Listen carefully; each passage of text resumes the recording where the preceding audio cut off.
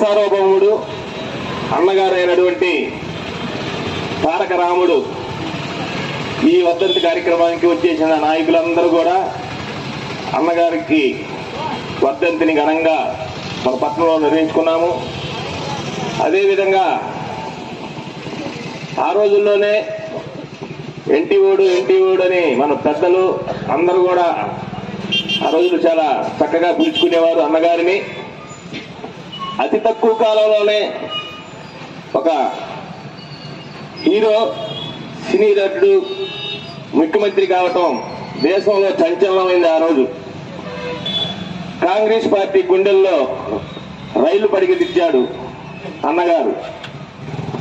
తెలంగాణలో అయితే ఇప్పటికీ దేవుళ్లాగా కాకుండా మనసులో పెట్టుకొని ఆయన్ని ప్రతి ఒక్కరి ఇంట్లో కూడా తలుచుకుంటారు. ఎందుకంటే ఆ రోజు అక్కడ అణచివేత ఎక్కువగా ఉంది.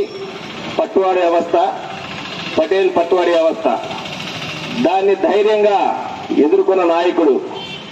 ఎందుకంటే అతి తక్కువ కాలంలో పార్టీ పెట్టాడు. అక్కడ జమీందారు వ్యవస్థ, పెత్తందారుల వ్యవస్థ బాగా ఉండేది. అందరు కలిసి మళ్ళీ ఏం చేస్తారో పార్టీని భూస్థాపితం చేస్తారేమంత భయంగా జనంలో ఉన్నా కూడా ధైర్యంగా ఆ వ్యవస్థను రద్దు చేశాడు. చట్టాలను కూడా చాలా సంస్కరణలు చేశాడు. అలాంటి మహానుభావుడు గురించి ఎంత చెప్పుకున్నా తక్కువే. పార్టీని స్థాపించాడు. అది నిర్వీర్యంగా నడుస్తూ ఉంది. మొన్న ఒక ఆయన జగన్మోహన్ రెడ్డి వచ్చి ఆ పార్టీని భూస్థాపితం చేస్తామని చెప్పాడు. కానీ జనం ఆయన్ని పరిగెత్తించి ఎక్కడికో పంపించారు. అలాంటి ఆ మహానుభావుడు ఎక్కడున్నా కూడా ఆయన ఆశీస్సులు మన కార్యకర్తలకి, నాయకులు అందరికి కూడా ఉంటాయి, పార్టీకి ఉంటాయి. అదేవిధంగా బాబు గారు కూడా ఆయన ఆదర్శంగా ముందుకు తీసుకెళ్తున్నాడు పార్టీని.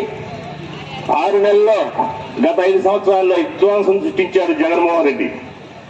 ఆ గుంతల్ని అంటే ఇప్పుడు రిపేర్ చేయడానికి పార్టీకి సీనియర్ నాయకుడైనటువంటి బాబు గారు, ఇన్నిసార్లు ముఖ్యమంత్రి చేసిన బాబు గారికి ఒక దశ దిశ దొరకట్లేదు. ఎక్కడ చూసినా